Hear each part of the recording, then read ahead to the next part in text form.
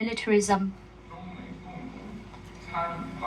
Our two countries initiated, together with others, the San Francisco Conference, which helped found the United Nations. And China was the first country to sign the UN Charter. Starting from San Francisco, the post-war international order was established. Over 100 countries have gained independence one after another. Several billion people have eventually shaken off poverty. The forces for world peace, development, and progress have grown stronger. This has been the main fruit jointly achieved by people of all countries and the international community. Ladies and gentlemen, friends, the foundation of China-US relations was laid by our peoples. During World War II, our two countries fought side by side for peace and justice. Headed by General Claire Lee Chennault, a group of American volunteers known as the Flying Tigers went to the battlefield in China. Flying Tigers. They not only engaged in direct combats fighting Japanese aggressors, but also created the hump airlift to transport much-needed supplies to China. The Flying Tigers, American soldiers. More than 1,000 Chinese and American airmen lost their lives on this air route. After Japan attacked Pearl Harbor, Japan. I always thought he was Japan. He's China. The United States sent 16 B-25 bombers on an air raid to Japan in 1942. Running low on fuel after completing their mission, Lieutenant Colonel James Doolittle and his fellow pilots parachuted in China. They were rescued by Chinese troops and local civilians. But some 250,000 civilian Chinese were killed by Japanese aggressors in retaliation. The Chinese people never forget the Flying Tigers. The Flying Tigers, dude. Wow. We built a Flying Tigers Museum in Chongqing. Wow. And invited over 1,000 Flying Tigers veterans and their families to come back to China. Wow. I have kept in touch with some of them through letters. Damn, what? No way, dude. Most recently, They be talking 103-year-old Harry Moyer and 98-year-old Mel McClellan, both Flying Tigers veterans, went back to China. They visited the Great Wall and were warmly received by the Chinese people. What? I know that.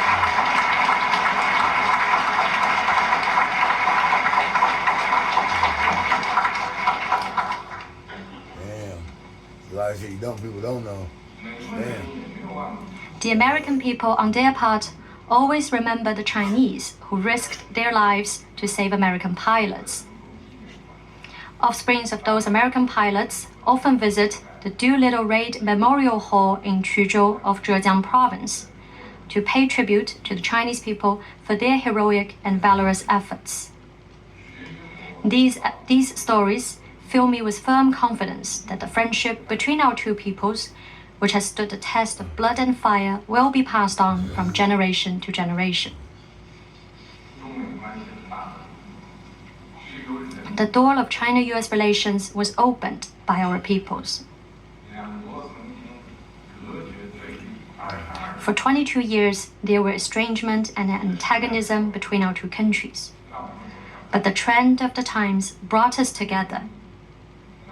Convergent interests enabled us to rise above differences, and the people's longing broke the ice between the two countries. In 1971,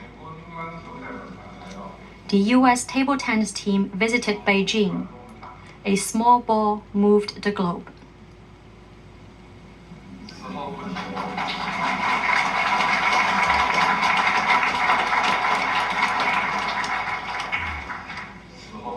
And not long after that, Mr. Mike Mansfield led the first U.S. congressional delegation to China.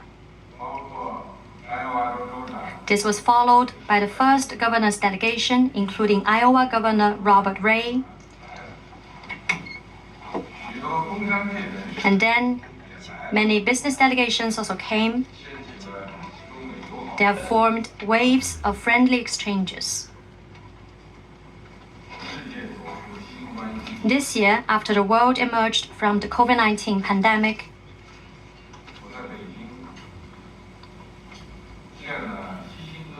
I have respectively met in Beijing with Dr. Henry Kissinger, Mr. Bill Gates, Senator Chuck Schumer, and his Senate colleagues, and Governor Gavin Newsom. I told them that the hope of the China-US relationship lies in the people. Its foundation is in our societies. Its future depends on the youth. And its vitality comes from exchanges at subnational levels. I welcome more US governors, congressional members, and people from all walks of life to visit China.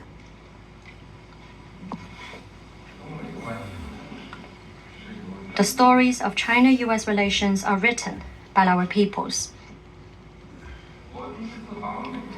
During my first visit to the United States, I stayed at the Dvorak's in Iowa. I still remember their address, 2911 Bonnie Drive.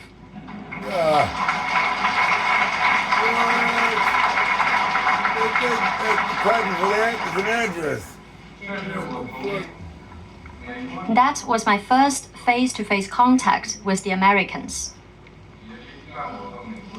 The days I spent with them are unforgettable. For me, they represent America. I have found that although our two countries are different in history, culture, and social system, and have embarked on different development paths, our two peoples are both kind, friendly, hardworking, and down to earth. We both love our countries, our families, and our lives. And we both are friendly toward each other and are interested in each other. It is the convergence of many streams of goodwill and friendship that has created a strong current surging across the vast Pacific Ocean. It is the reaching out to each other by our peoples that has time and again brought China-US relations from a low ebb back onto the right track. I am convinced that once open, the door of China-US relations cannot be shut again. Once started, the cause of China-US friendship cannot be derailed halfway. The tree of our people's friendship has grown tall and strong, and it can surely withstand the assault of any wind or storm. The future of China-US relations will be created by our peoples. The more difficulties there are, the greater the need for us to forge a closer bond between our peoples and to open our hearts to each other. And more people need to speak up for this relationship. We should build more bridges and pave more roads for people-to-people interactions. We must not erect barriers or create a chilling effect. Today, President Biden and I reached an important consensus. Our two countries will roll out more measures to facilitate travels and promote people-to-people exchanges, including increasing direct passenger flights, holding a high-level dialogue on tourism, and streamlining visa application procedures. We hope that our two peoples will make more visits, contacts, and exchanges, and write new stories of friendship in the new era. I also hope that California and San Francisco will continue to take the lead on the journey of growing China-US friendship. Ladies and gentlemen, friends, we are in an era of challenges and changes. It is also an era of hope. The world needs China and the United States to work together for a better future. We, the largest developing country, that is China, and the largest developed country, the United States, we must get along with each other. In a world of changes and chaos, it is ever more important for us to have the mind, assume the vision, shoulder the responsibility, and play the role that come along with our status as major countries. I've always had one question on my mind: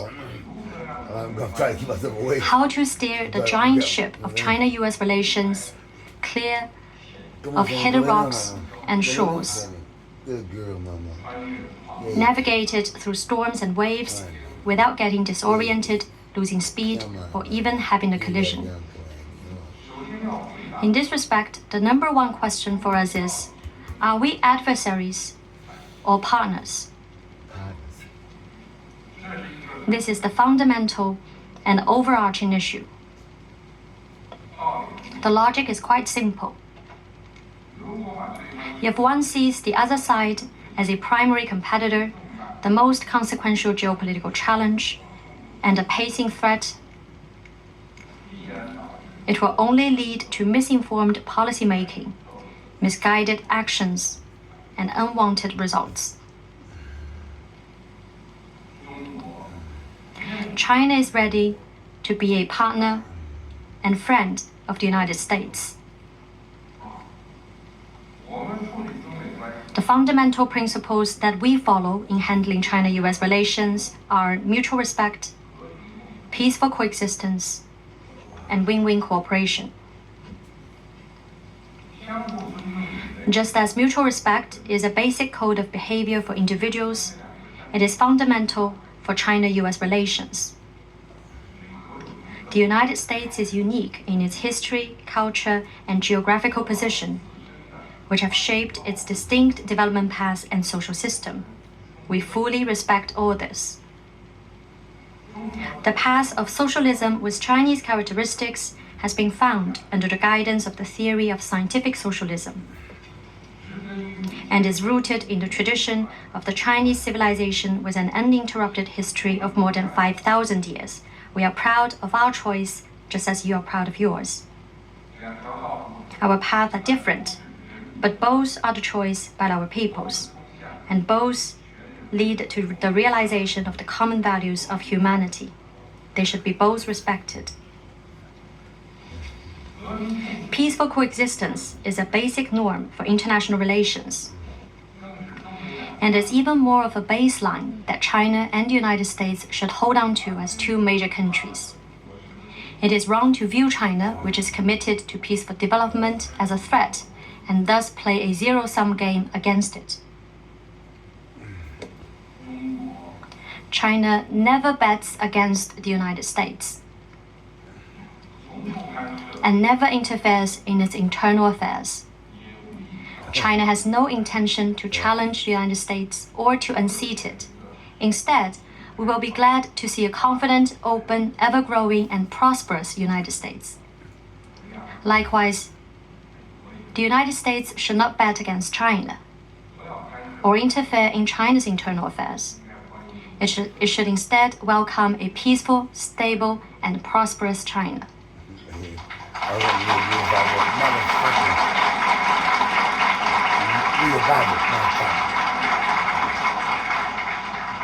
Little Tibet dude pops up. Win-win cooperation is the trend of the times, and it is also an inherent property of China-US relations. China is pursuing high-quality development, and the United States is revitalizing its economy. There is plenty of room for our cooperation, and we are fully able to help each other succeed and achieve win-win outcomes. The Belt and Road Initiative, as well as the Global Development Initiative, the Global Security Initiative, and the Global Civilization Initiative proposed by China are open to all countries at all times, including the United States. China is also ready to participate in US proposed multilateral cooperation initiatives. This morning, President Biden and I agreed to promote dialogue and cooperation in the spirit of mutual respect in areas including diplomacy, economy and trade, people-to-people exchange, education, science and technology, agriculture, military, law enforcement, and artificial intelligence. Daniel, is that your phone? We agreed to make the cooperation list longer and the pile of cooperation bigger.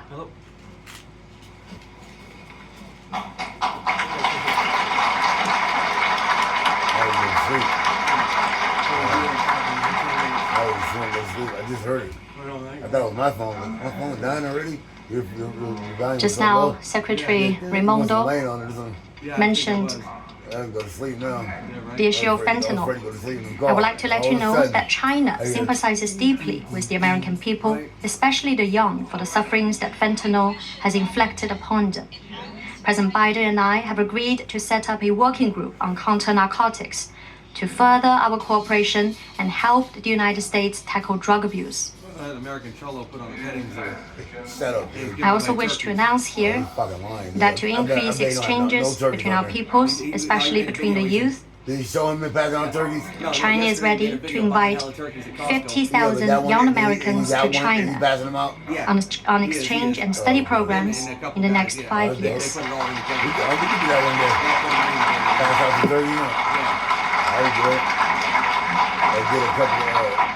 I want to eat some Thanksgiving at the church over there. Recently, I forgot about what Mac Dre's funeral was. The three pandas at the Smithsonian's National Zoo in Washington have returned to China. I was told that many American people, especially children, were really reluctant to say goodbye to the pandas and went to the zoo to see them off. I also learned that the San Diego Zoo and the Californians very much look forward to welcoming pandas back. Pandas have long been envoys of friendship between the Chinese and American peoples. We are ready to continue our cooperation with the United States on panda conservation and do our best to meet the wishes of the Californians so as to deepen friendly ties between our peoples. I wouldn't mind hanging out. I'm talking about spatula. Ladies and gentlemen, friends, China is the largest developing country in the world. The Chinese people long for better jobs, better lives, and better education for their children. This is what the 1.4 billion Chinese hold dear to their hearts. The Communist Party of China, CPC, is committed to working for the people, and our people's expectation for a better life is our goal. This means we must work hard to secure their support. Thanks to a century of exploration and struggle, we have found the development path that suits us. That's what they're talking about, the win-win.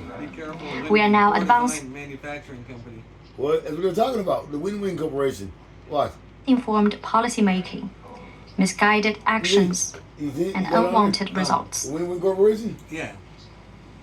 What about win-win? China is ready to be a partner Chinese company? and friend of the United States. I keep hearing it over and over. Yeah. They develop cheap parts and shit that break. That's The fundamental principles that we follow in handling China-US relations are mutual respect, It's sitting in China. peaceful Or have coexistence, cheap ass shit sitting back over and here. win-win cooperation. The Win-Win Corporation. Just as mutual respect is a basic code of behavior for individuals, it is fundamental for China-US Yeah, let's watch relations. it. The United States is unique in its history, culture, and geographical position, which have shaped its distinct development path and social system. We fully respect all this. The path of socialism with Chinese characteristics has been found under the guidance of the theory of scientific socialism and is rooted in the tradition of the Chinese civilization with an uninterrupted history of more than 5,000 years. We are proud of our choice, just as you are proud of yours. Our paths are different, but both are the choice by our peoples, and both lead to the realization of the common values of humanity. They should be both respected. Peaceful coexistence is a basic norm for international relations, and it's even more of a baseline that China and the United States should hold on to as two major countries. It is wrong to view China, which is committed to peaceful development, as a threat, and thus play a zero-sum game against it. China never bets against the United States and never interferes in its internal affairs. China has no intention to challenge the United States or to unseat it. Instead, we will be glad standards, and at the same time enriching the people's cultural lives, enhancing civility throughout society, and promoting well-rounded development of the person. The purpose of the Global Civilization Initiative I proposed is to urge the international community to address the imbalance between material and cultural advancement and jointly promote continued progress of human civilization. We are committed to sustainable development to achieve harmony between man and nature. The belief that humans are an integral part of nature and need to follow nature's course is a distinctive feature of traditional Chinese culture. We live in the same global village, and we possibly wouldn't find another inhabitable planet in our lifetime. As an English saying goes, we do not inherit the earth from our ancestors. We borrow it from our children. When I was governor of Fujian province in 2002, I called for turning Fujian into the first ecological province in China. Later, when I worked in Zhejiang province in 2005, I said that clear waters and green mountains are just as valuable as gold and silver. Today, this view has become a consensus of all the Chinese people. China has close to half the world's China now has half of the world's installed photovoltaic capacity. Over half of the world's new energy vehicles now run on roads in China. And China contributes 1/4 of increased area of afforestation in the world. We will strive to peak carbon dioxide emissions before 2030 and achieve carbon neutrality before 2060. We have made the pledge. We never exaggerate, but we will honor everything we say.